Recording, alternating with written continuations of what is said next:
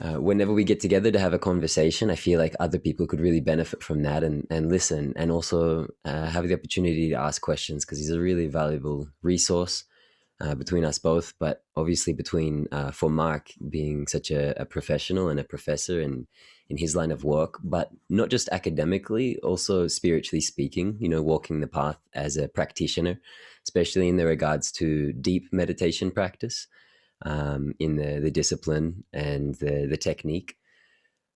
And me and Mike really just roll with it. So we don't really have a plan, but we know that whatever we do is a wonderful thing. And he just reminded me of this wonderful quote. He says, "How do you make God laugh? You tell her that you have a plan."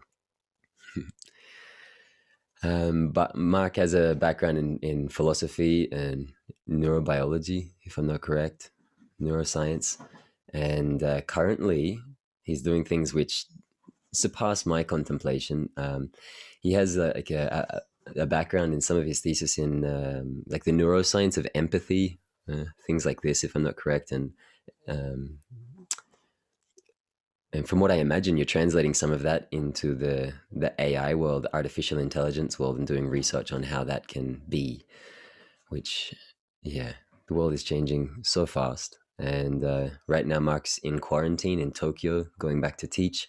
So we're happy to have him in his fortress of a hotel room. I'm sure it can't be that big in Tokyo. Everything's quite small. um, so I'm just going to ask you to say hi, Mark. How are you doing? How's your day? How's Tokyo? Everything is great. Yeah. So I'm just starting a new position. I was a researcher at the University of Sussex. I was working on a big 4-year ERC granted project looking at the nature of consciousness.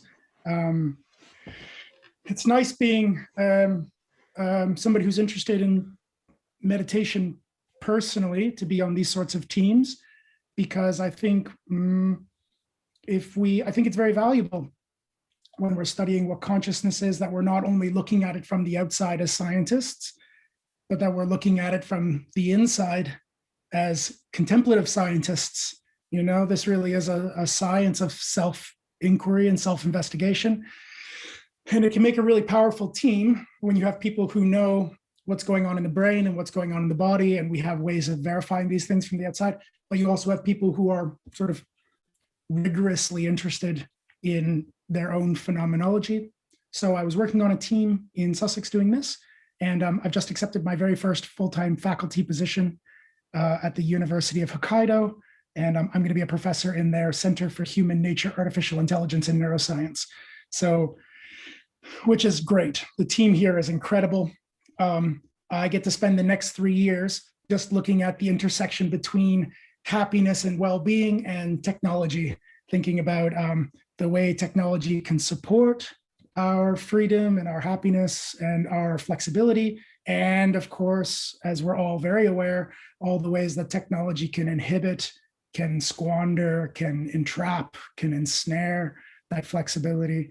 And that's what I get to do for the next 3 years. So I'm just in transition right now. I'm in a hotel in Tokyo. Very weird traveling in COVID. I was on a plane by myself. I mean, my whole section on the plane, I was in economy premium. I was the only person in my whole section on the plane. So there's a curtain in front of me to first class and a curtain behind me to economy. And I'm the only person, in my section of the plane, which is a trip. Yeah. So that's what I do. That's part of what I do anyway. Yeah.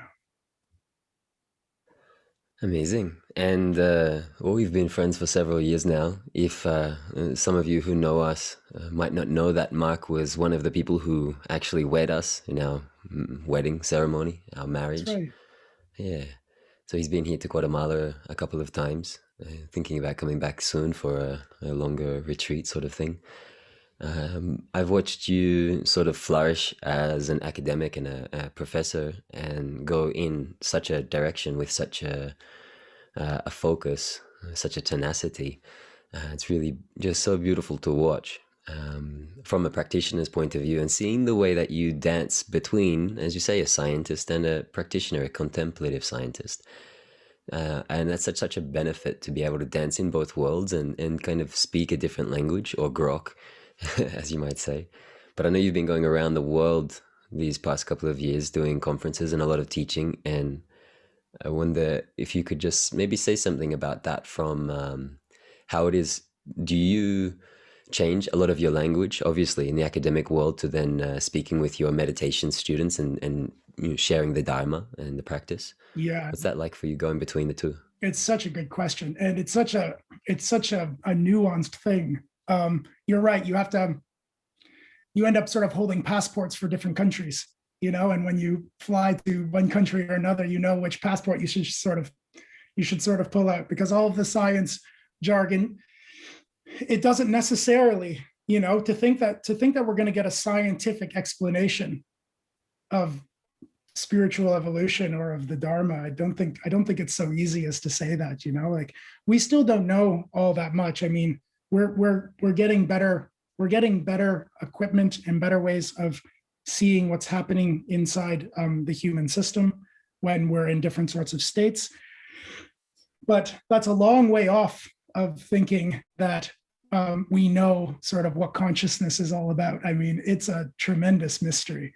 And that's why don't think I would ever be satisfied only on the scientific end of the scale, because I don't think science can I really, I'm very suspicious, and especially our science here today, it's always going to be relative. I mean, it wasn't so long ago that we thought the earth was flat, that we thought, well, we thought all sorts of crazy things, so obviously science is evolving. So I don't think it's enough just to sort of take our scientific point of view. So maybe one thing I just say up front for whatever we talk about today, I think it's great to remember how little we know as well.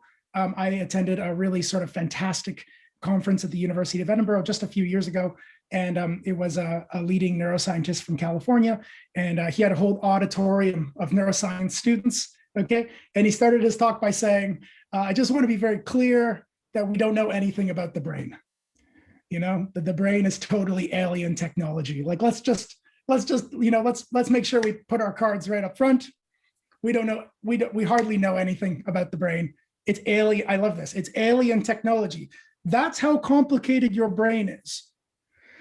Okay, so we should let that really just sink in. Okay, like, as much as we go to Mars. We just dropped a rover on Mars. Okay, we've been to the bottom of our ocean, but the human brain is like alien technology. It's so complicated.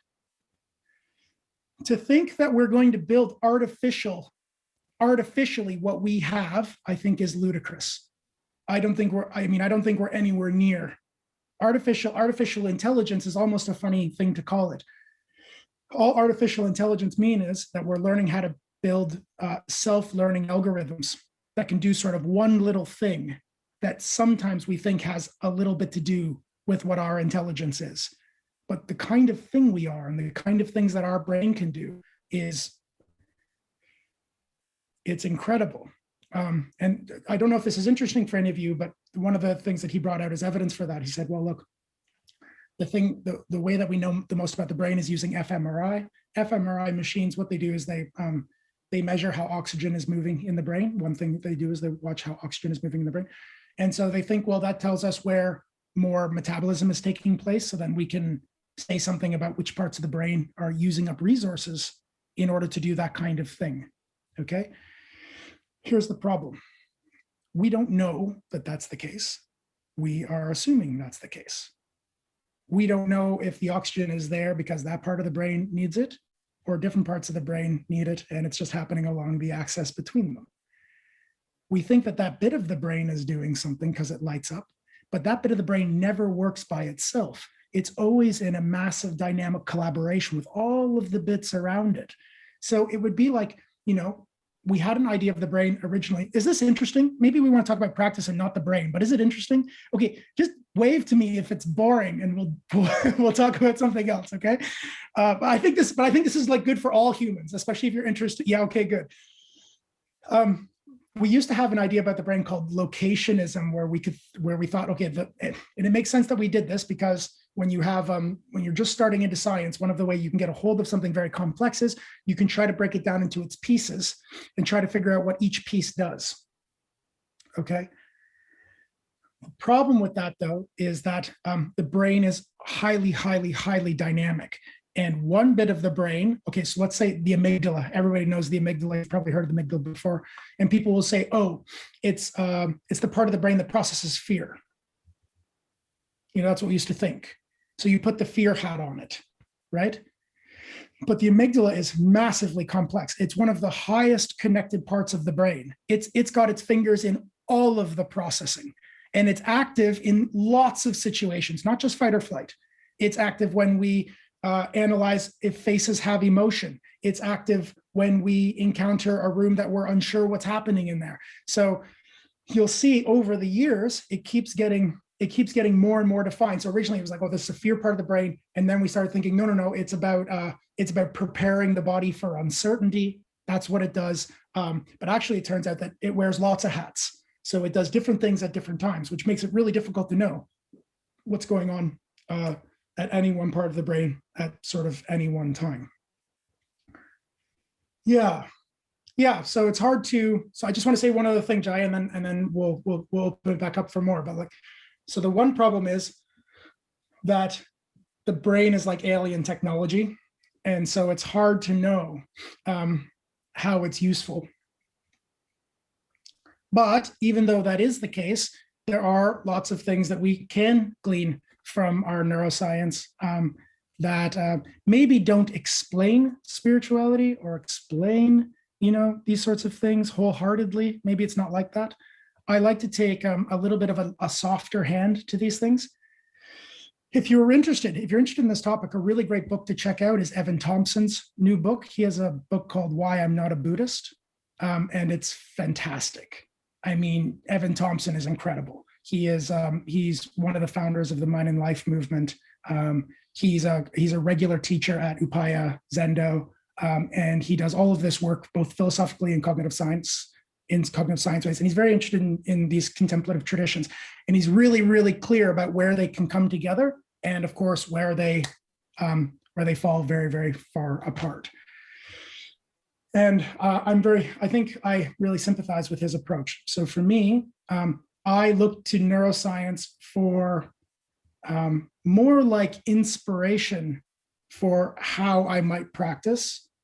And then I go into the practice itself to verify whether or not this was applicable or whether it was valuable, rather than taking this as a dogma, rather than taking the science as a dogma, to take it as inspiration. But I think the other way is true too, to take the dharma as dogma and to never really think about what our current science can tell us about the systems that we're meant to be processing and working through, I think is another kind of probably inappropriate or unskillful dogma.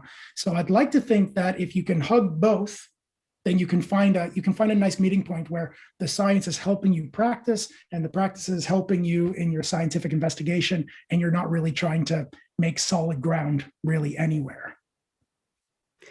That probably doesn't help, but there's the confusing place that I live. Well, I appreciate the standpoint. Not finding solid ground anywhere is it's kind of one of the places people will start on a path like this. In some regards, in a deep sense, there's also starting at the start as well. But hugging both is nice, and not getting lost in biases. I appreciate that you started with the vast unknown to begin with, because it doesn't give us lots to hold. I mean, it's mystery. It's mystery from bottom to top. Like, let's not be confused here. Like, science isn't going to let us solve the mystery. I don't think. I think all it's going to do is like engender the mystery in us. Can I just say one thing quick, Judge? Sorry to interrupt you. Of course. Here's just one example of where the science can help our spirituality, though.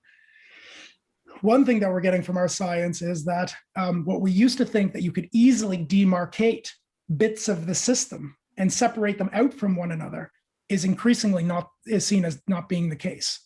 You're seeing that you can't separate one bit out, call it something, and then not not interact with all of the other causes and conditions that relate to it. Mm-hmm. You just can't do that. And now neuroscientists know that today. They're not, the Dalai Lama is not the only one who's saying it's all interdependent and that you can't draw out any one piece and say, look, there's that piece. That rather it's a dynamic causal interplay. I mean, neuroscientists are talking like this today. We know physicists are talking like this today, but this is happening everywhere.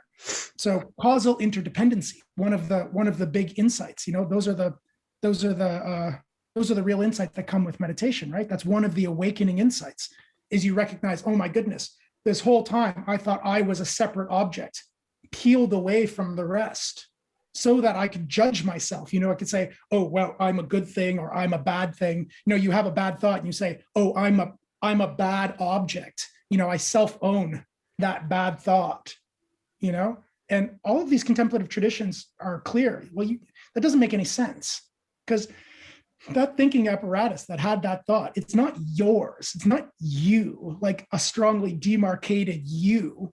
No, you're a permaculture. Like if you didn't know that, I mean, I think we all know that, but it's good to be reminded of it sort of every day. You're a permaculture. You are a dynamic, unfolding, incredibly complex, extended system.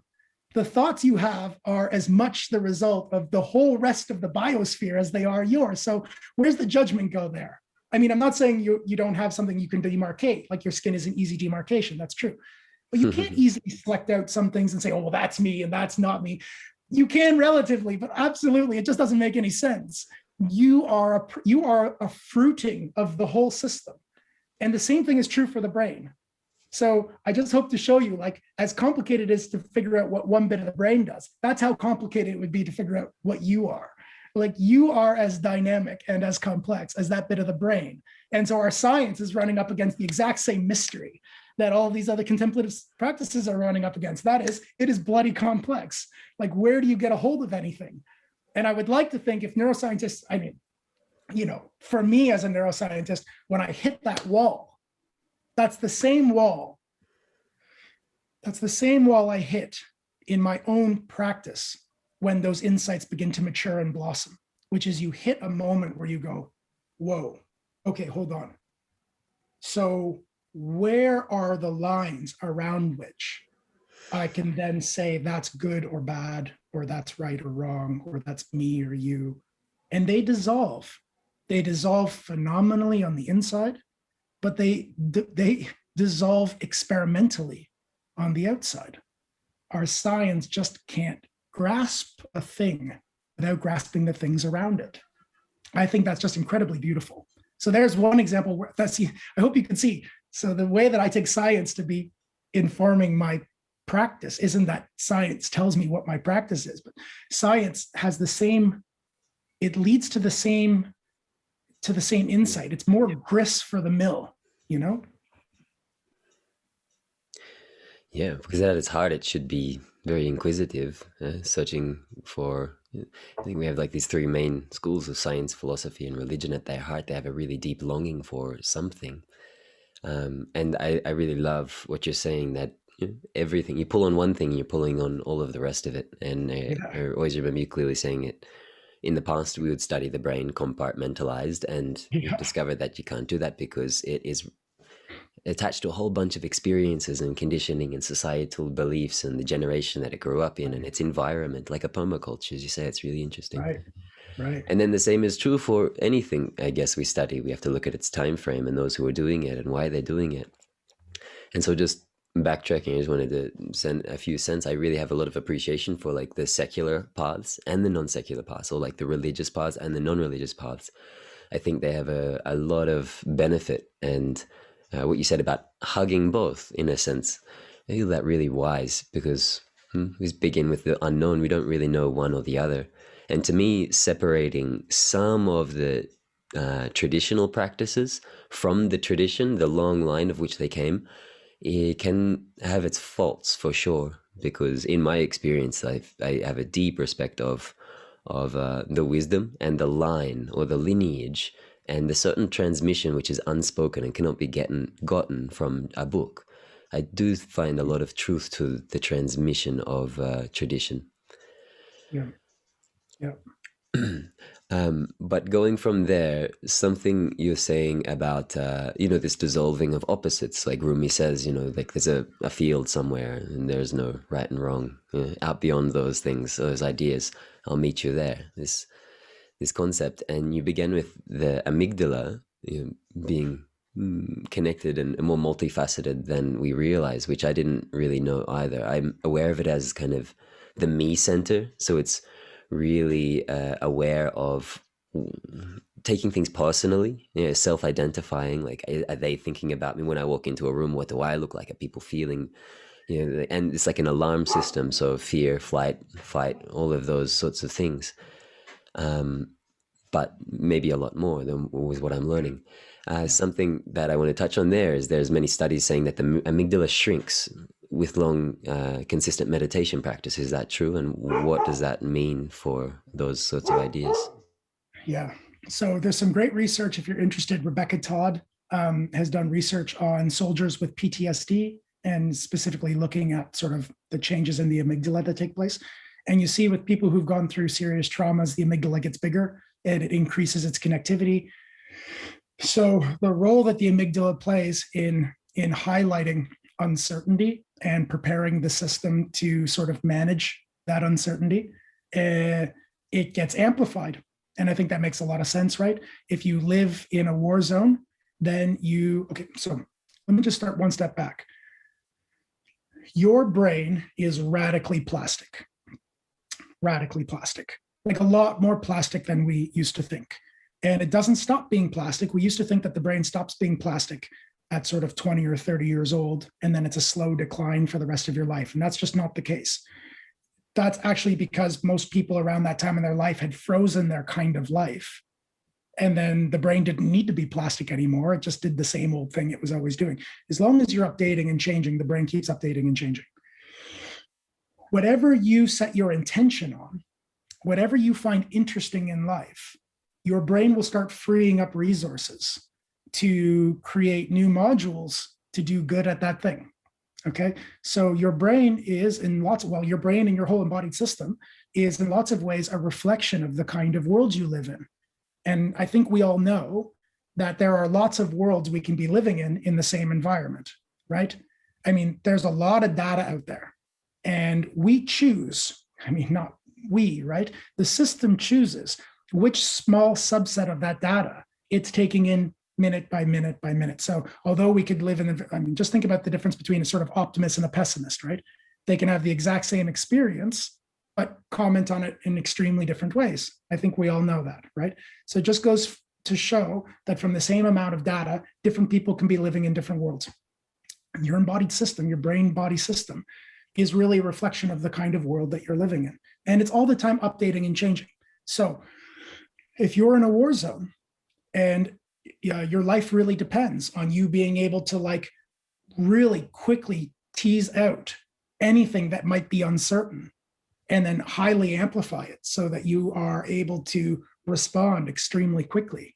And that makes sense why systems that are built around uncertainty get superpowered in a war zone, right? The problem, I think we all know this, so I'm probably not saying anything new here. The problem is you engender that kind of brain in a war situation, and then those people have to come home and they have to try to interlock that brain into a different kind of eco niche. And of course they struggle. They struggle because the brain is now set up to interpret the world one way. And unfortunately, once the brain is sort of tuned up like that, it can really create that reality out of a lot of different kinds of data, right? So you can find something to be afraid of anywhere. So if you have a brain that's been tuned up for fear, then of course it's going to be able to reinforce the thing it's looking for. It's one of the things we see with the change in the density of the amygdala. And you're right, mindfulness training of all sorts, mental and emotional cultivation training, it does have this effect where we can see those systems get dismantled. Maybe another really incredible example is addiction. So in addiction, part of the striatum that runs your behaviors, so this is like a habit patterns get stored and activated in a part of the brain called the striatum, okay? And the striatum is contextualized by another part of the brain called the dorsolateral prefrontal cortex. And okay, this is a bit of a cartoon. I mean, we started off with, you've got a little bit cartoon the brain. Okay, so this is a bit of a cartoon, but it's an interesting cartoon. This part of the brain is importantly related to your overall lifetime context. Okay, so it keeps your long distance memories, your long distance plans. Okay, and normally your striatum is being contextualized by the dorsolateral prefrontal cortex. That means that your habits are being activated in relationship to who you are over a longer period of time. Okay, and you want that. That means that you're not just going to do things that are going to ruin who you're going to be tomorrow.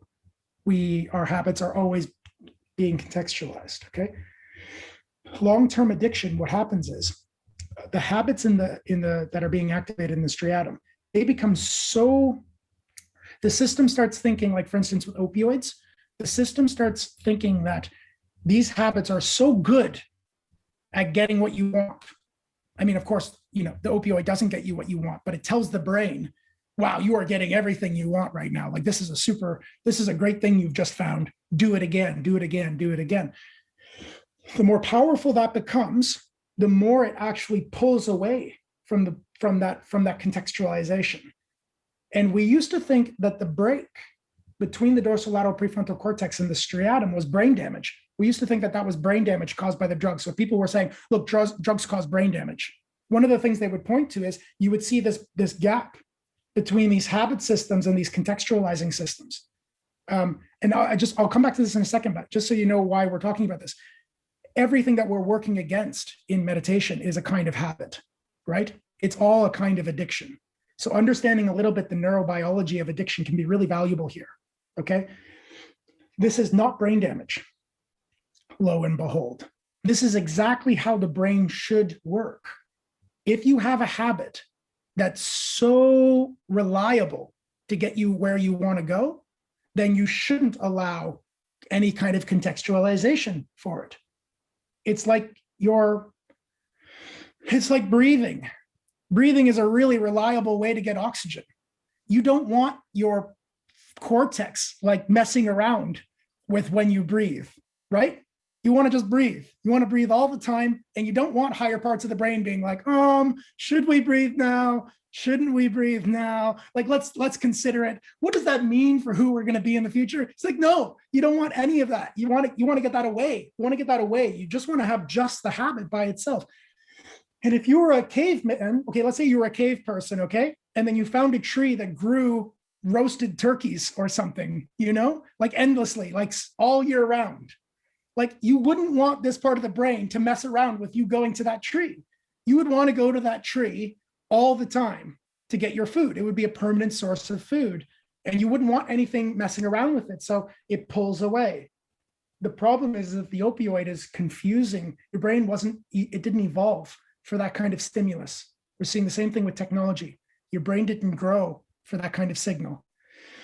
So it messes with the hardware. It tells your brain you are kicking ass right now. Like, I mean, really kicking ass. Like everything you've ever wanted, it's happening now. And actually, all you have to do is the drug seeking and taking behaviors. That was it.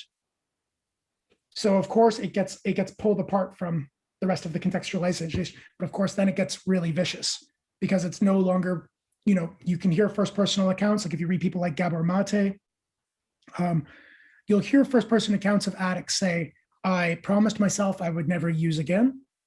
And then the next day, I woke up at my dealer's house.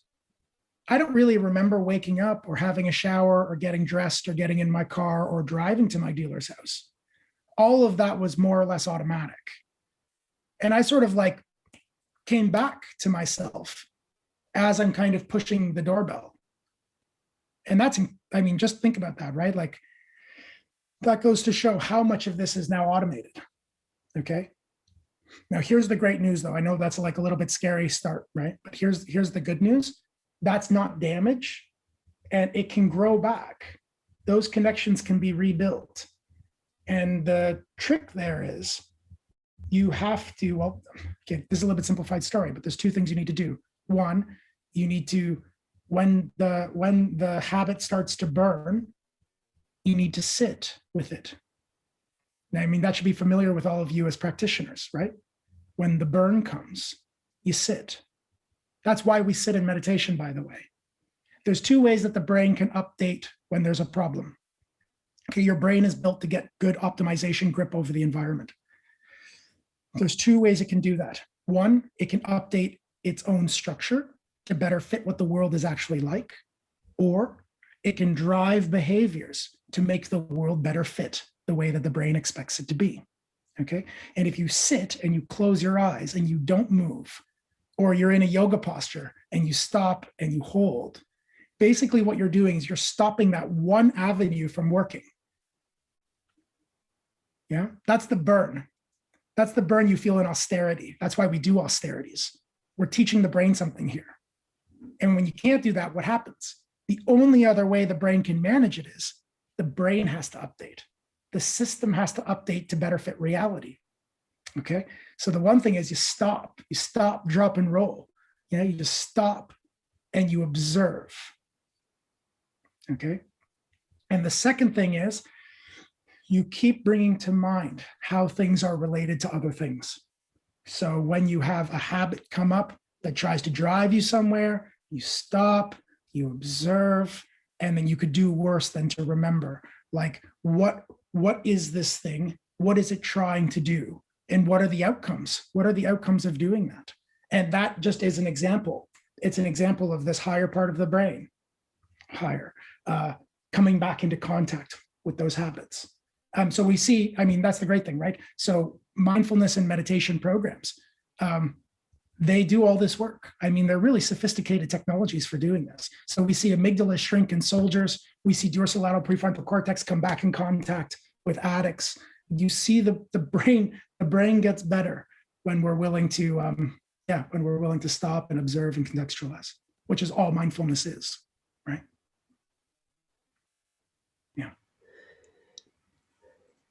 Yeah, this is really helpful, Mark. I want to ask you a personal question real quick because I forget the whole story. But well, first of all, I think I think the world of you. I really appreciate our relationship, but not many people know who you are, and I want people to know who you are. I'm always like quoting you or saying Mark says this and whatever.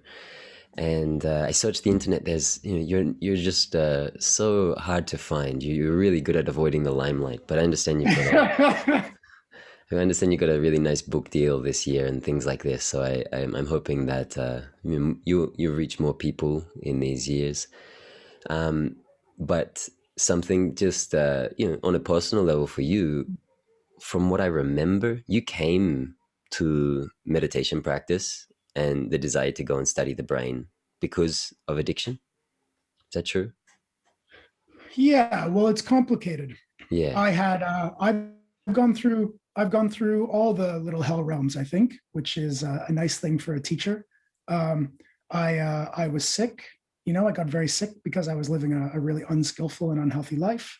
Part of that had to do with substance abuse. That's right. And part of it was, I had all of them. Part of it was a lot of anger and aggression. Part of it was a lot of greed and grasping. I was a business owner as a very young person, and I had too much money. That's not a gift when you're young, actually, to have too much money. So I had the whole. I think I collected the whole set of sort of bad karma things early on in life, and thank goodness, because sometimes I think of it as the easy way. It's the easy way to doing some of this stuff, because it wasn't an interest thing; it was a necessity thing. And if it's a necessity, then you already have some huge helpers to keep you fascinated and keep you looking and to keep you with teachers and to keep you practicing for yourself. Yeah.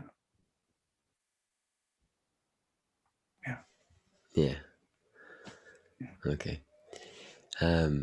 Yeah. So first-hand experience, and yeah, I feel in a lot of ways it's what leads a lot of people to have their expertise is by understanding both sides of the coin.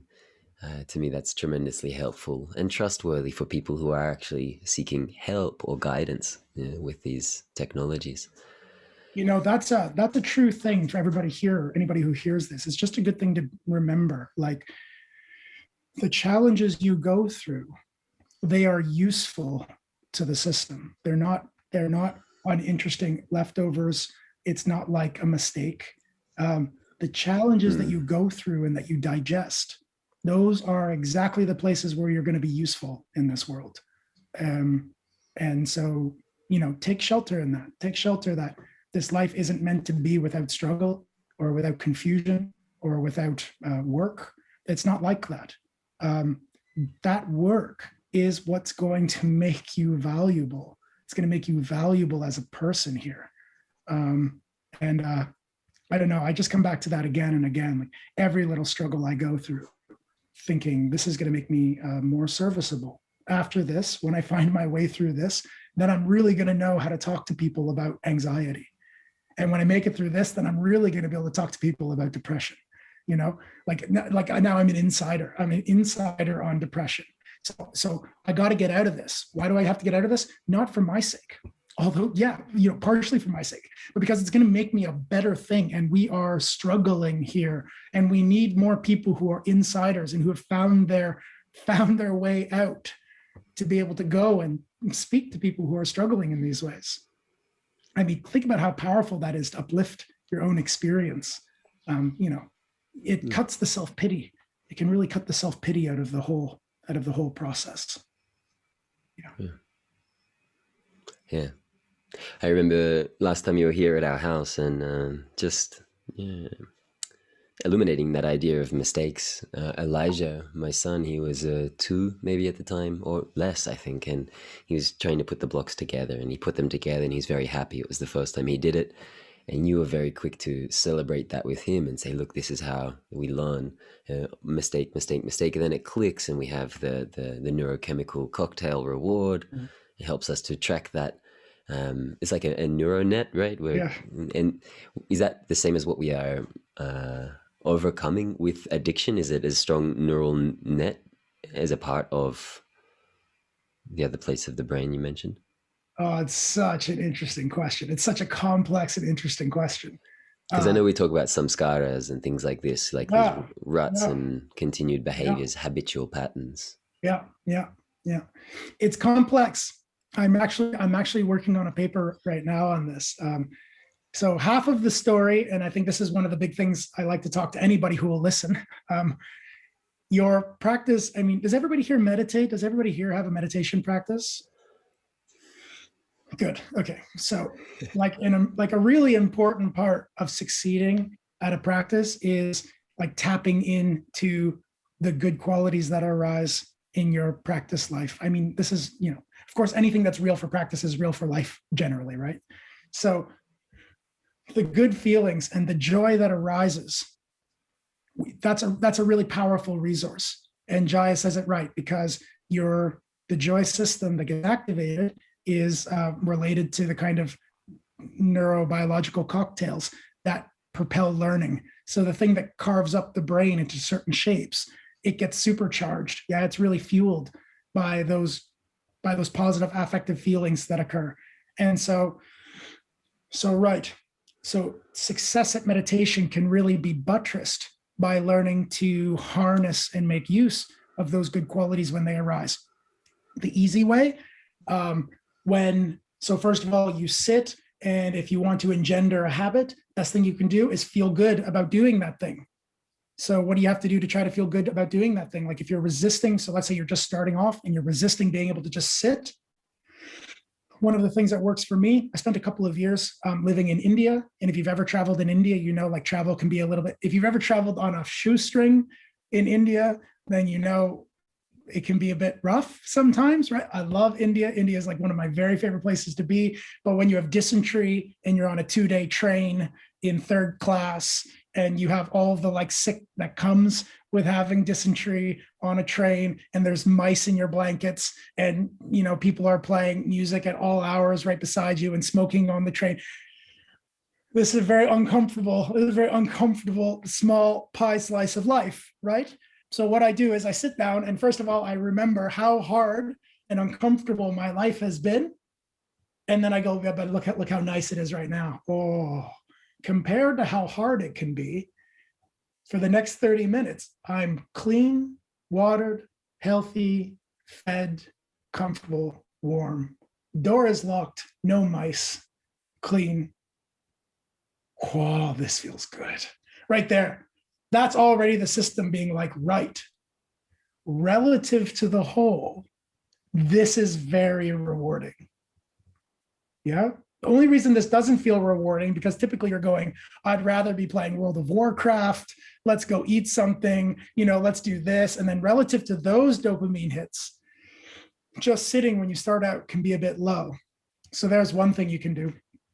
But there's lots of ways that you can grab your reward system and make use of it. The other one is, when the mind moves, when you bring it back, feel good that you brought it back. Give yourself a mental high five. That little burst of you did good is part of the brain rewiring itself. Okay, but here's why it's complex, what Jaya just brought up.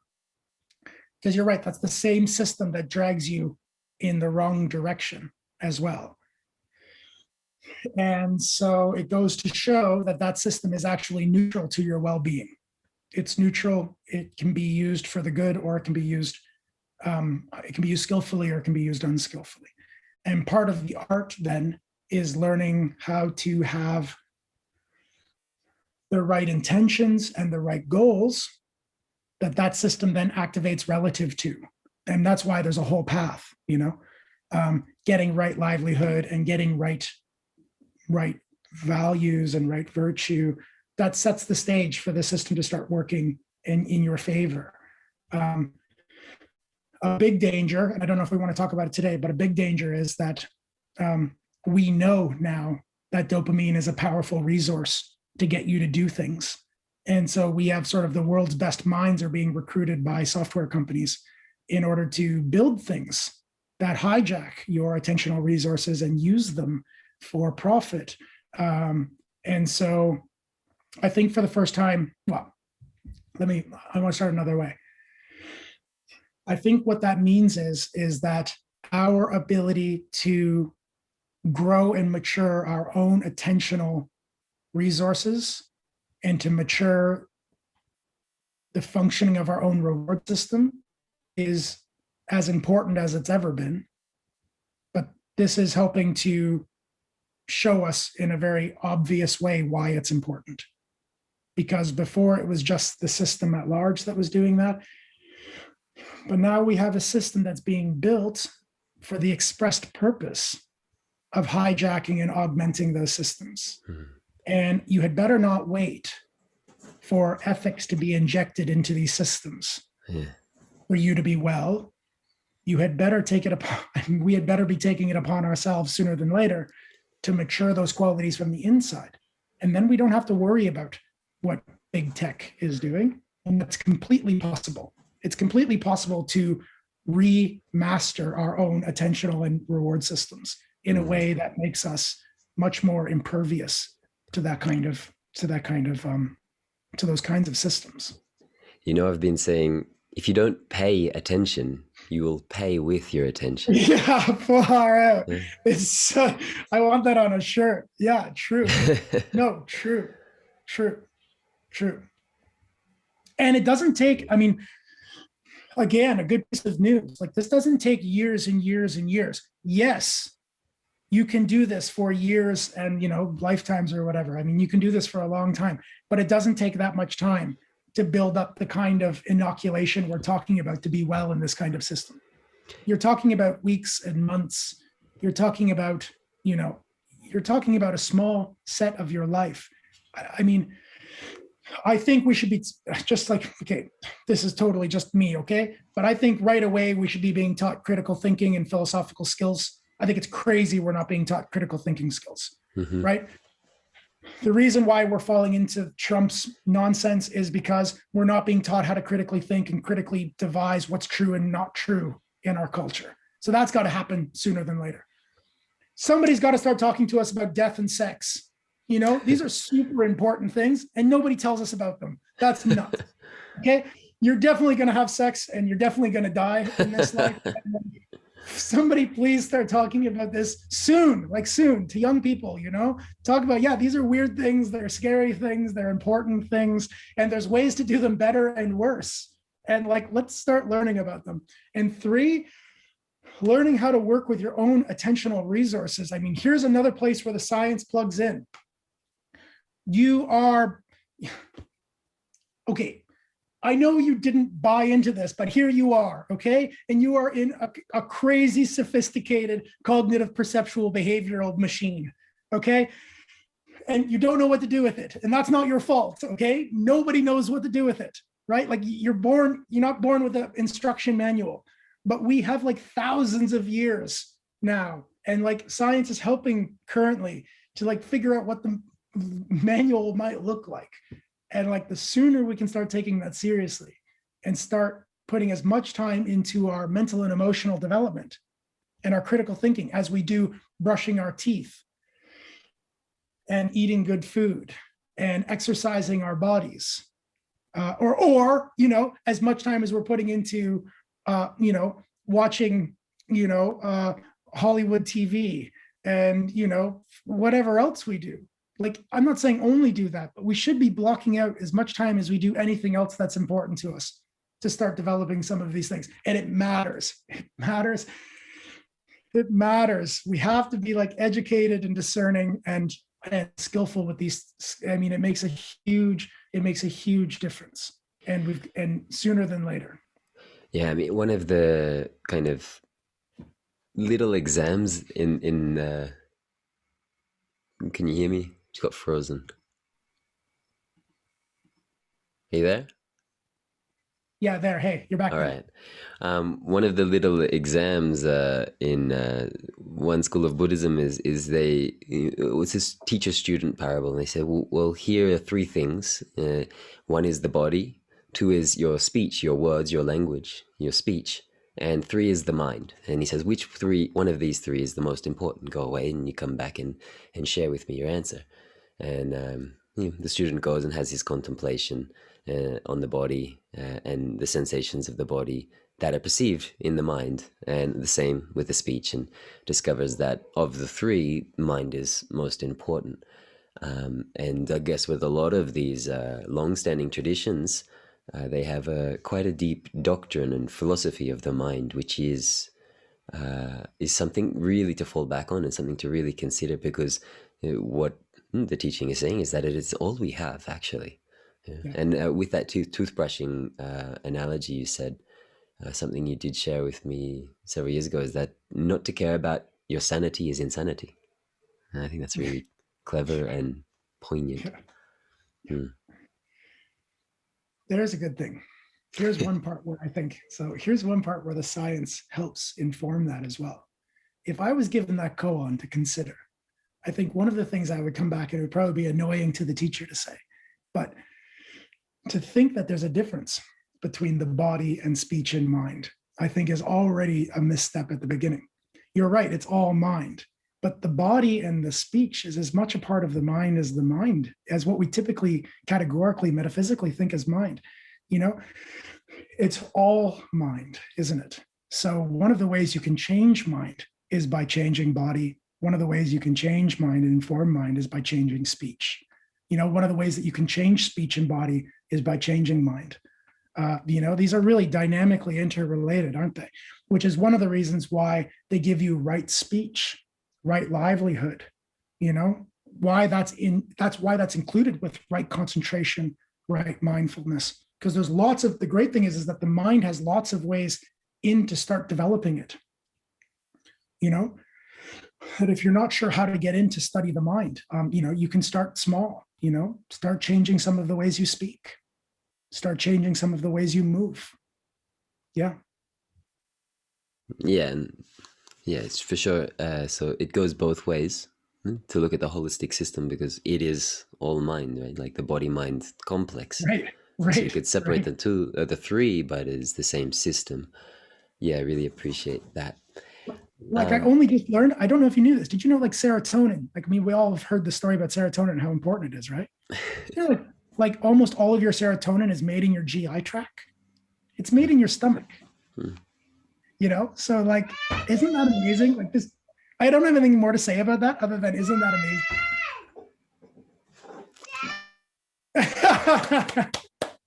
Right? Yeah, that's so interesting. Yeah, and we're finding out more and more about that, like the relationship between the gut and the mind. Hey, It's a family affair. yeah, we have a new host. This is the best. This is one of the good things that have happened in this time of isolation, I think, is that family now show up at all of our meetings.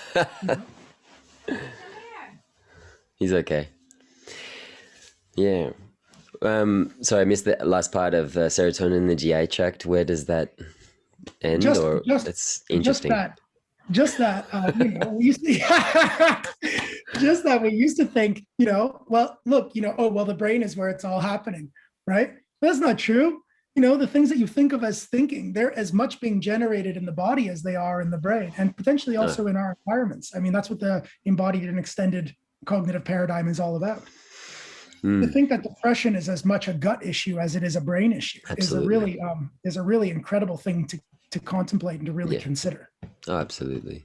Or to think that addiction isn't a brain thing, or maybe even a brain body thing, but it's also an environmental thing. Mm-hmm. It has a lot to do with, there's a big correlation between how close you live to an alcohol providing place as there is to tendencies in alcoholism. Mm-hmm. So like we can see that correlated. So, where you live matters for how these things blossom and mature in your life. So, this idea that there's a gene of addiction is ridiculous, right? Genes don't code for things like that.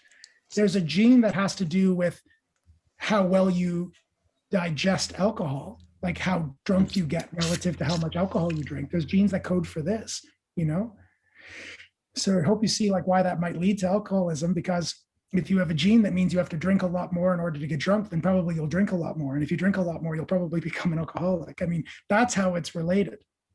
But if you don't have access to alcohol, if you're not in the proximity of alcohol, and if you're not in a culture that looks up to alcohol, like if you're not from a culture that looks up to the use of alcohol in those sorts of ways, then it doesn't really matter what kind of genes you have. Really interesting interplay there.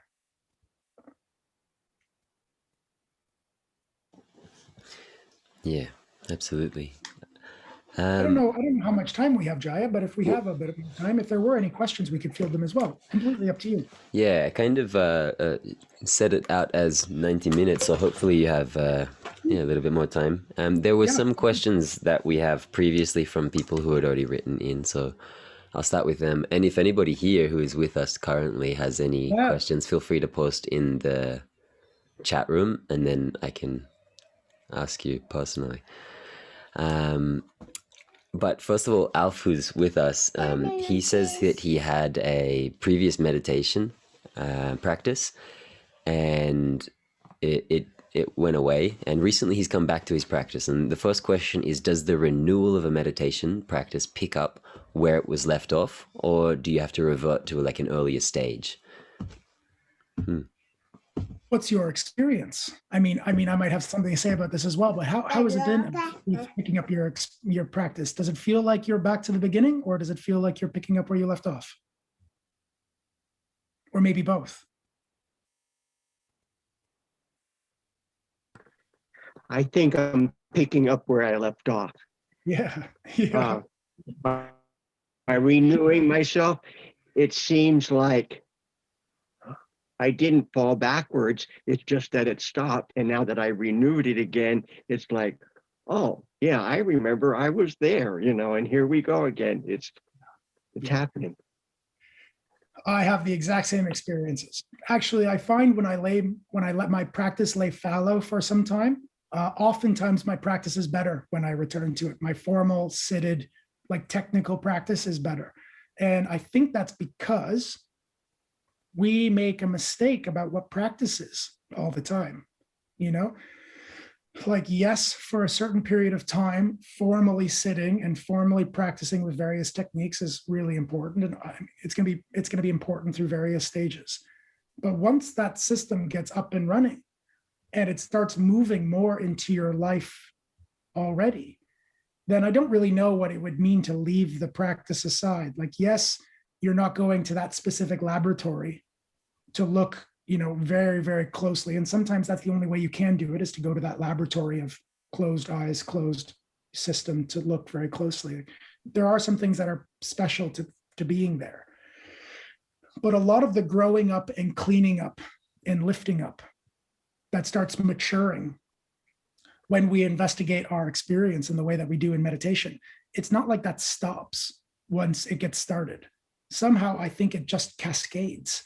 And like, this is something also I like to talk a lot to my meditation friends, and you might hear different advice from different teachers, and that's perfectly okay. That's, I think, why there's lots of different kinds of teachers, because the one that feels right to you probably fits with something that's going on for you. But I tell my friends a lot, it's important to trust your own system, especially once you get going. Like at the very beginning stages, it's good to trust somebody else with, like, make sure you sit and it is good for you. And I know it can feel a bit hot and claustrophobic, but it is good in the long run. But at some point in time, you've got to move that trust from out there to in here. And part of that trust is going to be when you lay your practice down and when you pick it up. Because if you feel to lay down your practice, in my own experience, that can sometimes be because your system has taken a big bite. It's taken a big bite of some insight, and it's trying to digest it right now. And you keep trying to eat more. Well, the system is like, look, like, can you give me a tick while I like digest the food you've made me eat? And I feel that when I look at my mat and it a little bit turns my stomach, those are the days when I think it's nice to adjust the practice, find a practice that's more soothing to the system. I mean, loving kindness is always available. I don't think I've ever had a time where like doing a loving kindness practice made me feel like, oh, not today. It's like loving kindness is sort of somehow for me always available. But like the deep concentration training, sometimes I can like look at my mat and something in me is like, oh, like, give me a tick. And that's a really important thing to learn. If you don't want to run into some of the problems that can occur or some of the dead ends that can occur, learning to trust yourself more than you trust somebody else dictating how your practice looks. And for me, when I trust myself like that, my practice evolves faster, not slower. So in our community, we have a mascot. Our mascot is the sloth, like a meditating sloth. And we say all the time that the slow way is the fast way. The slow, methodical, systematic way is the fastest way through here, because you're not burning out, you're not burning down. And I mean, for me, when I was in my early 20s, I was a really serious and not in a way to look up to, okay? I was a really reckless yogi. I was like, if there's a door to kick down, I kicked it down. Like if I found a door, I went through it. And it didn't matter if I was ready, if it was a good door, if I knew what the door was. Like if there was something available to my consciousness, I would just try it. And of course, then I ran into all the problems that you can run into doing this thing. All the burnouts and dark nights and issues that can come when you push too hard, too fast. I mean, that's lesson number 1 on the spiritual path, right? Like rule 1 is don't do more than you're ready. Don't kick down doors you don't know. I mean, take it slow and methodic. I mean, gosh, man, I'm sorry I'm preaching a little bit here, but I think it's important. Anybody who's hearing this is the one thing I'd want to transmit, okay? When we go to the gym, we don't say, oh yeah, I want a strong body. So you go over to the 200-pound heavy press and get underneath, and then without a spot, like I'm going to start doing presses. Nobody does that. That's insane. Nobody would do that, right? I mean, if you would do that, then you get hurt. Like it teaches you right away not to do that. And yet then we think from the mind's point of view. We think, oh my God, I went to a talk and that talk turned on my zeal. And now I see awakening has to be the thing. So what am I going to do with no prior experience? I'm going to go to a Kundalini retreat that does hyperventilation 12 hours a day tomorrow, Nobody would, please don't do that. I mean, the thing is we do that, but we don't know how harmful that can be to us. That it has to be, I think, slow, progressive, systematic, and filled with loving kindness, filled with peace and content and loving kindness from the start.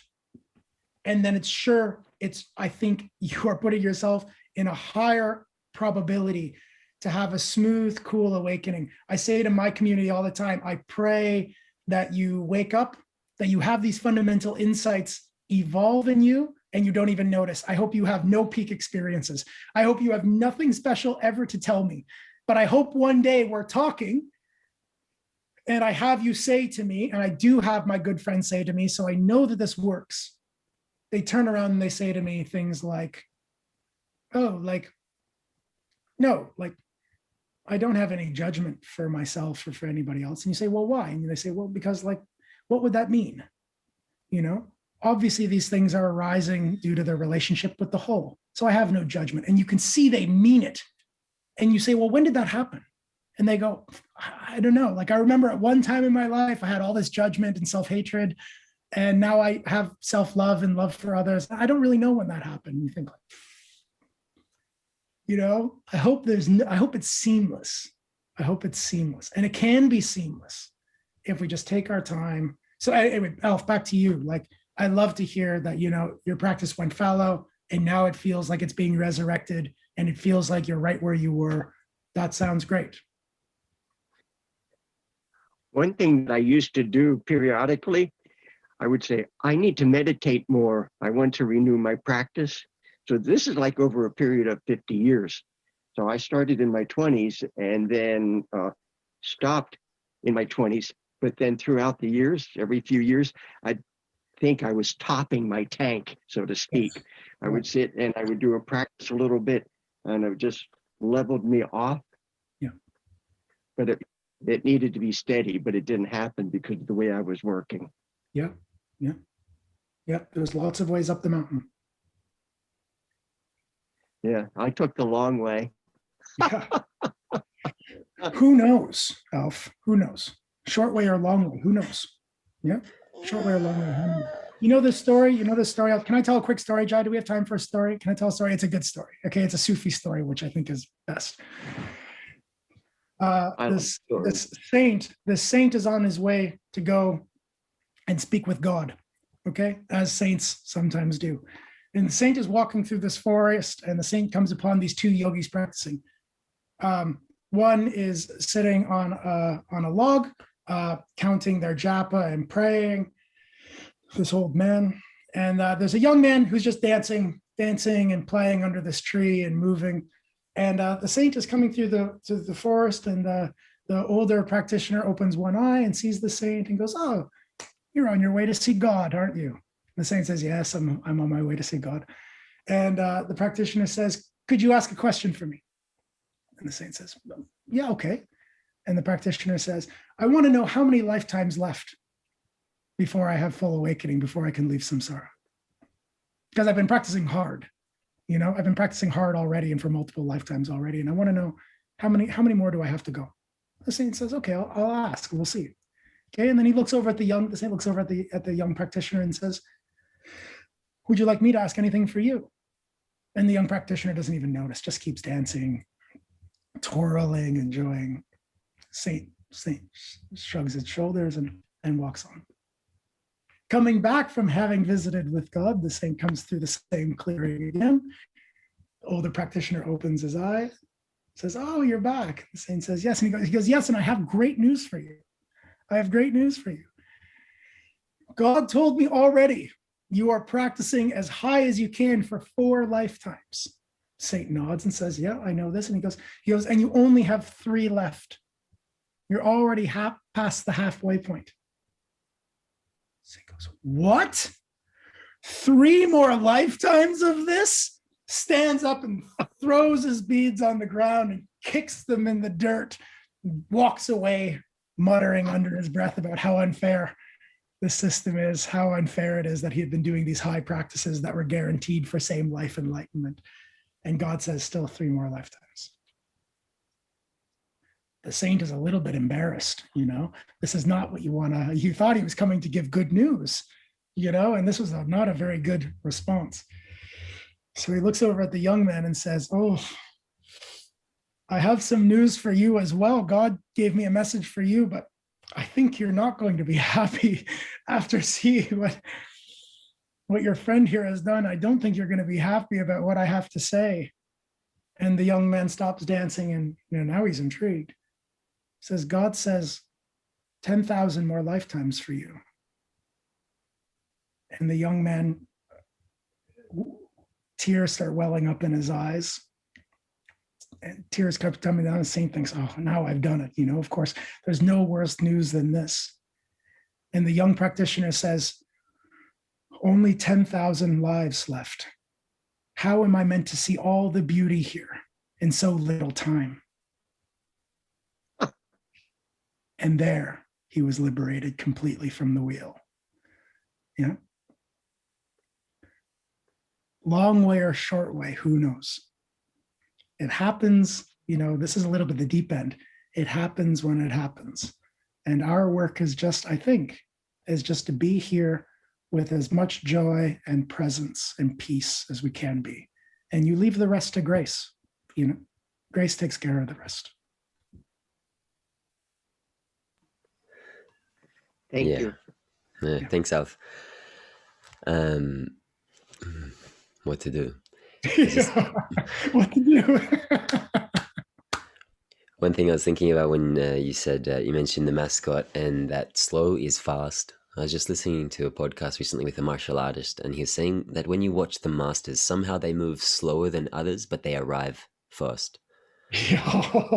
And so this contemplation also on mastery it's not straining, is it? We watch them and they're very relaxed, actually.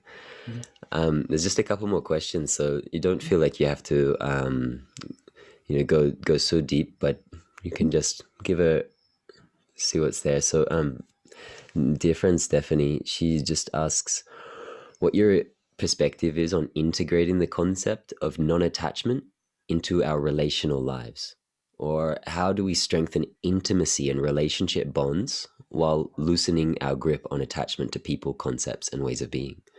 Yeah, wow. Right. I mean, who knows, right? That's the whole thing. I mean, that's the first, second, and third noble truth. I think that's all four noble truths, right? Recognizing the nature of attachment, its relationship to suffering, recognizing the nature of attachment, recognizing there's an end to attachment, and then coming up with a path to the end of attachment. So that's a big order.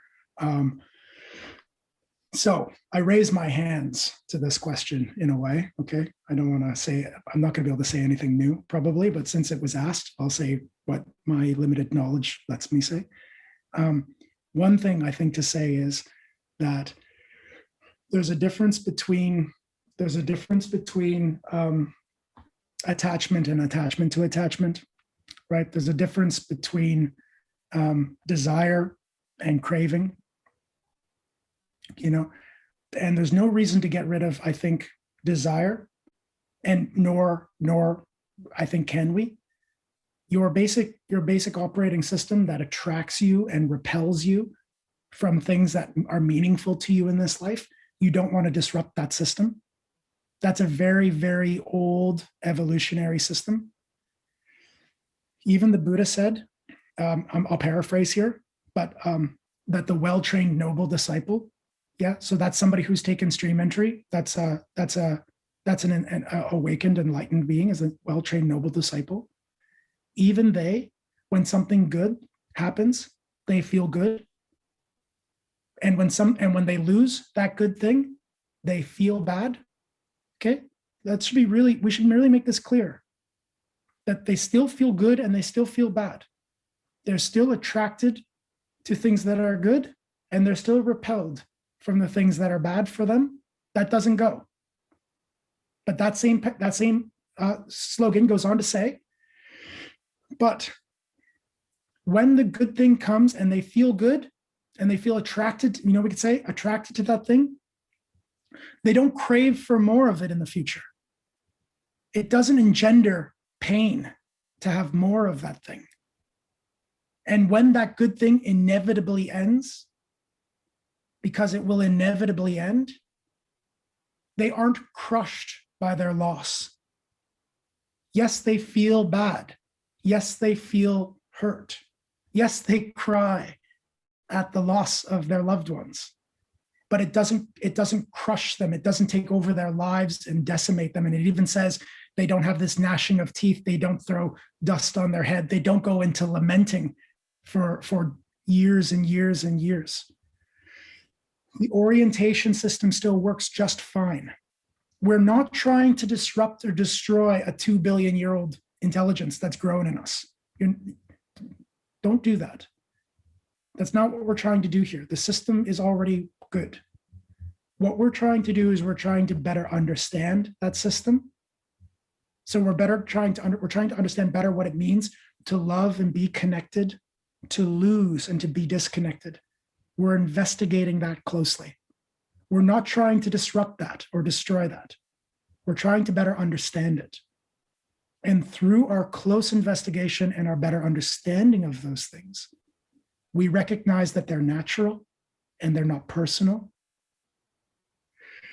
We find a vantage point in relationship to them that allows the teeth of the lost to be pulled, and at the same time, the beauty of the love to be amplified. And that happens through understanding them, not by destroying them. So I hope you feel there that the way, look, we're all going to have brokenheartedness. That's the buy-in for playing this round of cards, okay? You're here already, hate to tell you, okay? But you've already bought in, and heartbreak is one of those things you bought in with. It was like, God, before you came into this incarnation, sat with you and probably talked to you about this, I suspect, and said, look, you're about to go into an incarnation as a human on this little planet. It's going to come with heartbreak. Do you want it or not? You don't remember this, but you probably said, yeah, okay, I'll take it, and now you're here and there's no getting out of it now, okay? You're going to have heartbreak. That's it. Heartbreak is a reflection of how deeply you loved. You don't want to get rid of that. It's unskillful to think the way out of that is to crush the love. I think we all know that, right? The way out of it isn't to separate yourself from other humans. That can't be it either. But if you turn towards your heartbreak when it comes and you really get to know about it, you might find that there is a place in relationship to it where it doesn't suffocate you. And part of that is learning who you are. And the only way that you learn who you are is by looking closely at the things that you think you are, until they help mature you and your self-image. So you ask, how can we have attachment and love? Like, how can we be fully in love and yet reduce the pain of unskillful attachment? And I think the simple answer that would take a lot longer to talk about than we have right now is you have to investigate those experiences closely and let them mature your understanding about who and what you are. And the result of that investigation, which is the whole path, and I can attest to some of this, is that you will love with more depth and you'll love bigger, but it will hurt less. It's not that it won't hurt at all. And it's not that you won't feel strongly connected. Somehow you can have both through self-understanding. Sorry if that ended up being a bit like a, walk the path answer, but It is a little bit like that, because the question you asked was like how to be a human. So the only thing I can say is like, everything everybody's ever said before me, do that. But I can at least say it's possible. If you haven't had somebody just to say today confirm that it's possible, it's possible. Slow and methodical. I've been saying recently that like the graduation of the non-dual path is to be fully in the world in relationship to it and in duality like this. And your question, Stephanie, is something maybe you've heard me say before, but it's a line in a poem that I once wrote, and it says, "It's not love that hurts us. It's our grip of how tightly we hold it." It's exactly what she says. How do we strengthen the intimacy of our relationship bonds while loosening our grip on attachment? And there's nothing more intimate or intimacy building I know than an open hand, because the grip, it doesn't say much about intimacy. So it's like, one of my students really said it beautifully to me. And it's a wonderful sentence. She said, we must learn to hold things lightly, just gently, because we don't get to take them with us. Yeah, and you're such a good teacher for this, Jaya. I mean, Stephanie, definitely get in touch with Jaya more often if you want the answer to this, because you're such a great person to speak to about these things. Yeah, it's true. She's living down here now. She moved down. She's here. Great. All right. There's one other kind of big question that I want to get in while we have the time, It's from my friend David in the UK, and he's been in lockdown since before Christmas, I believe. I can't get over that. It's really impressive. And he's been practicing Sam Harris's meditation app, some of the Dzogchen approach and non-dual understanding. So the question, he's not sure. He understands it conceptually, the non-dual awareness, this like deep rigpa, but he's not sure if he has truly experienced it. So the question is, does Mark believe? Yeah, well, there's two questions. I'll start with the last one. Do you have any advice for someone who is not clear as how to delineate between the true experience and the conceptual understanding? I think this is wonderful. Yeah. Yeah. I mean, the best thing would be for me to speak with David one-on-one, because it would have to do with where he is. But as a blanket piece of advice, you don't save that investigation for these essential pointing outs of the difference between rigpa and non-rigpa. You should be doing this all the way along. So all of your experiences in practice have a flavor of learning to discern between concept and phenomenon. So I would say wherever you are in your practice, that is essential. And if it was a good friend of mine who was asking me about these things, the first thing I guess I would do is find out where they are in their shamatha training as well. Are they sufficiently matured at some of the preliminaries for these pointing out instructions to really mature? Because if not, then that is an optimal training ground for learning how to discern between concept and phenomenon. And the result is the preliminaries aren't like, for instance, shamatha training. It's not somehow a more juvenile practice. It's the practice that leads to an experiential knowledge of the things that are pointed to at the end of those paths. And so taking our time there makes us better equipped to answer that question for ourselves in not such a difficult arena, like knowing the difference between for instance, knowing the difference between the base of our own consciousness and the thing that's prior to the base of our own consciousness is an incredibly subtle pointing. It's an incredibly subtle experience. So having a great teacher by then to help would be valuable, like not just taking it from a book, but having somebody who can really give you a first personal pointing is really valuable. But unless they've gone through all the preliminaries, then I would recommend doing that. I'd recommend spending time with those preliminaries. And the path, at least in my mind, it is cyclical. I keep coming up to what feels to me like the end. And then again, there's a beginning and you're back to preliminaries again. Maturing through the preliminaries again then betrays something more about those higher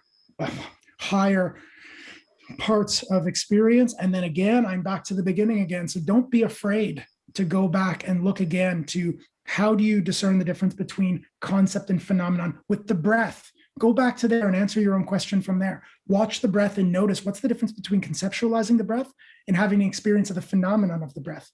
And let that mature. And because it'll be the same thing, just with a more subtle mind as you progress through. I don't know if that's a value. I hope it's a value. No, I think it's very valuable, and some personal coaching for the direct part of the path that he is at is also really a good piece of advice. And just one thing, David, I mean, if you're interested in going back and looking more at the technical maturation of shamatha and vipassana, we run regular online courses and they're free. So you can just get a hold of me through Jaya, and if they're interested, then you're very welcome. Yeah, so I want to obviously plug those courses and groups and sanghas as well. I'm not sure if you have a link to give me. Otherwise, I can wait for personal people to ask in person. Yeah, actually, it's better for them to ask in person. We do Yeah, everything by word of mouth, yeah, and we don't advertise anywhere. yeah, Mm. yeah. So I really appreciate this mode of working as well, not promoting or advertising, but people coming. And the ask is such a big thing that it has to come from them. You know, it's Mm. not like you say, "Hey, do you want to come?" They say yes or no. It's like Yeah. they come, they make the decision from the inside out. It's really a secret teaching of the wisdom traditions for sure, and it's something to respect. That this is not a sales pitch, um, Yeah, exactly.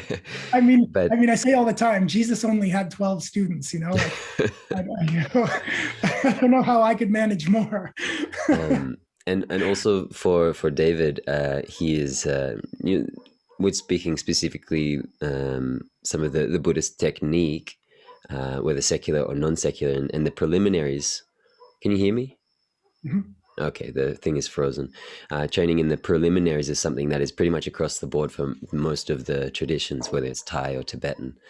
And something I heard recently, which was really helpful for me, the preliminaries is where you start, but it's by no means the beginning. Like you say, it's cyclical, and so they said it's not even just the beginning. It's the superseding. It's the whole foundation. So it's That's holding right. up the whole thing. So it's not like you start there, then you go along, you forget about it. It's no, it's always there. You start there, then you keep going, and then you come back and you keep going.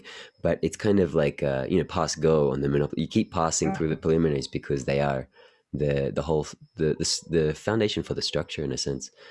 And At first you're watching the breath, and then the breath gives way to the phenomena of the breath. And you do the exact same practice on the phenomena of the breath. And then that gives way to the vibratory qualities of the breath. And you do the same practice there. And then you move more subtly than even there. You do the practice there. It's the same practice. yeah, It's the same one you build at the beginning. It just goes through iterations.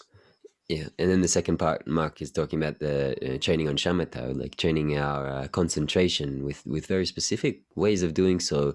And so the best way to do that is with guidance. And you mentioned here that you've been doing Sam Harris's meditation app. It's really wonderful. He's an incredible teacher, but there's some things that you're not going to get from his approach, which you could get in a more immediate environment with teacher, with studentship. So there's that, and that's really wonderful. And those listening who don't know about those technologies, you can see that it's quite complex, refined, methodological, and important if you want to go into the meditation practice. It's a very sincere endeavor. Mm. He just has one more question, which I think is a nice way to end out because it kind of goes to the bigger thing of all of this. Uh, does Mark believe that there is a here, let me just check it out. So this kind of expansive awareness state, let's just put it that way for simple terms, like original mind, big mind. Does Mark believe that this is a quality of consciousness that is attainable by all or any or many? And if so, does it or could it have a fundamental essence that exists regardless of the meditator's background? Of course. Yeah.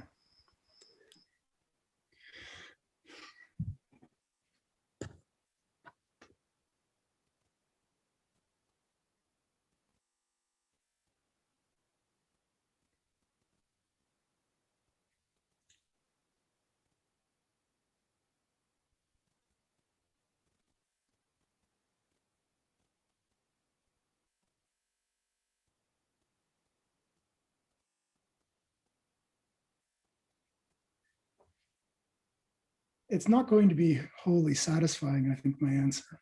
And that'll just have to be what it is. But the longer I do this, the less ideas I have. Um, and the less I can make metaphysical claims about how it is or what it is. The less I have the name of the thing, the unutterable name. Yeah. I don't know. I don't know. Um, I think for you to reflect for yourself what your essential nature is And I think the discovery that you share something in common with the whole is without a doubt, and that it's of benefit. It's of unbelievable benefit to know that about yourself and to investigate in ways that support and mature. That remembrance is unarguably important and beautiful. Whether every individual human at all times has the same access to the same discoveries, I mean, I don't know at all what to say about that. I have no idea. I have no idea. I mean, I think there must be some differences. You know, there are going to be some differences about what we're capable of doing with the systems that we have. But I mean, to know whether those are better or worse, or I just have no idea. I have no idea. So I guess the thing to say is I have no idea. There's one. Two, I do know that what you are, that's something, the thing that is most you, at least in this realm of unuses, is something that's shared across many. And that the more you can remember that part of you and feel that it's a part of you, the better your life will be, because it will give you the satisfaction you're looking for. You'll feel safe because the thing that you share with all of the other things isn't in any kind of danger. And that changes the game, right? So I feel like I've said something trivial and something somewhat deep, and maybe that's the best I can do, right? I don't know about how it is for everybody. But I do know we share something in common, and that thing is available. I mean, it has to be. It's what you are. It's available right now, you know? And the more that we can, that's what meditation is for, right? You already have this thing, but you overlook it all the time. And all we're doing is we're simplifying in an internal laboratory of attention and awareness. We're simplifying what your experience is so that you can have a moment of really perceiving that thing you overlook. And then once you've done that, it's everywhere. Once you get its name, it's everywhere. And then you don't have to look for it anymore, you know, and it's just there. You never have to look for it at the beginning anyway, but you just kept overlooking it. So you're just teaching yourself not to overlook something that's natural. And it's the most important thing not to overlook because it's not in any kind of danger. And I want you to imagine what your life would be like if you didn't feel you were in danger. And that would be, that's what it's like. I don't know if that's of value, but I think we got to say something beautiful. So at least that will be of value, I hope. It's perfect.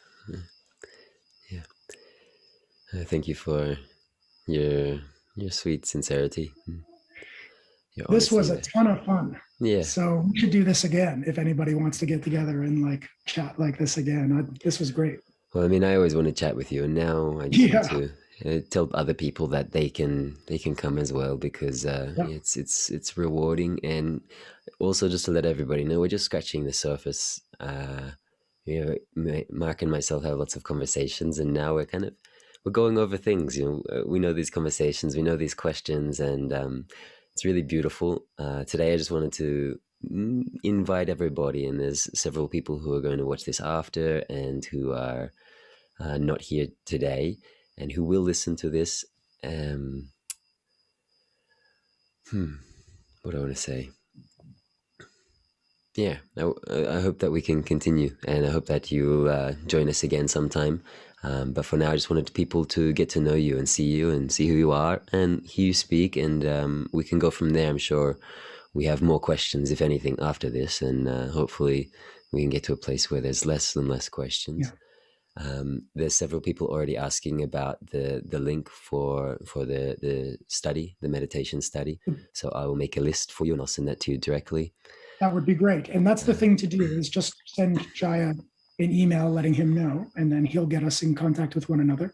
Yeah. We now have, we run it for a year. So it's a year-long program. You can come and go as you like, but we run it for a year. We look primarily at the Mind Illuminated as our concentration training manual. If you don't know this, Chuludasa's book, which just basically takes a Sangha's model and weaves in cognitive science, is an incredible resource for the technical aspect of developing these skills and abilities. So we go through that training program completely, and we also do, so we do stages 1 to 3, and then we have 3 months of just heartfulness practices, like loving kindness and compassion and their various faces. And then we do 3 months of the stages 4 to 6, and then we do 3 months of the more traditional what you might call Vipassana training, based with teachers that we have in our community who have done the Unified Mindfulness Training Program with Shinzen Young. So you get a really sort of complete training program over a year, and we do it all by donation. So we don't charge anything for it. And if anybody would like to offer anything at the end of each of the 4 sets, it's completely up to you. But then we take all of the money that comes in and we just fund our passionate young community members who want to become teachers, and then they come back and teach for free. So that's all we do with the money, is we just get people great trainings with great teachers. So our community just keeps getting, they just keep getting better. So like we have a young teacher now who we've just signed them up for the year-long training with RMS to go through all of these teachers. It's a weekly training for a year to go through all the Buddhist traditionalist teachings. And now they're beginning to teach in our training program. I think every time we meet, there's 5 or 6, sometimes 7 instructors in our room of 20 or 30 people. So it's a big wisdom pot. Anyway, it's been great. It's been great so far. So you're more than welcome to come if this seems like it was an interesting thing to get involved in. Mm-hmm. Yeah. Wow. That's amazing. And thank you so much for it's cool, right? I love hearing about it all and the way it's growing and the way it's evolving. It's such an incredible thing. So it's such a pleasure to have you in the world. I'm really grateful that you're here and that you could be with us here today. And thank you. I appreciate your time. And sending you I'm grateful for you too, Jaya. Yeah. Sending you a lot of love to Tokyo. Yeah, man. Thank you. Uh-huh. But I've got to have dinner with the kids and my love. So I'm going to say goodbye to everybody. You had enough, Mark? Yeah, that's great. Yeah. But up again whenever. So if it feels like it's a nice thing to do, then let's do it again. And we have research coming out on this right now. So I don't know, it might be cool to make a little webinar where we can show up and talk a little bit about research, and then we can always move to the deep end, talk big questions about how it is. That seems like a good mix. Yeah, like it's exactly the mix we started with, right? I was just thinking that things from science, but it won't go the whole way. You've got to come into these. I think you've got to come into contact with these real mysteries, also. Yeah, and also, I guess a part of this conversation, inviting people to be a part of it. About 6 or 7 years ago, I have no idea. Mark and we did a workshop here in Guatemala, and it was called "The Poet and the Philosopher." That's right. So I would read a poem, and Mark would say, "Now that's true, because what's happening in the brain in this mystical state." So I think we're revitalizing that. We're reviving it. We're bringing it back a little bit. I love that. I forgot about that, but that's similar stream. Yeah. Anyway, thank you so much. If you want to get in touch with Mark, just make a little note on the event page, and I'll send you his contact, or I'll make a list and I'll send that to him. And if you want to know more, you can. And if you don't worry. Yeah. Exactly. Otherwise, yes. Have a beautiful moment, everybody. Okay. Until next time. Yeah. Be well. Talk soon. Mm-hmm.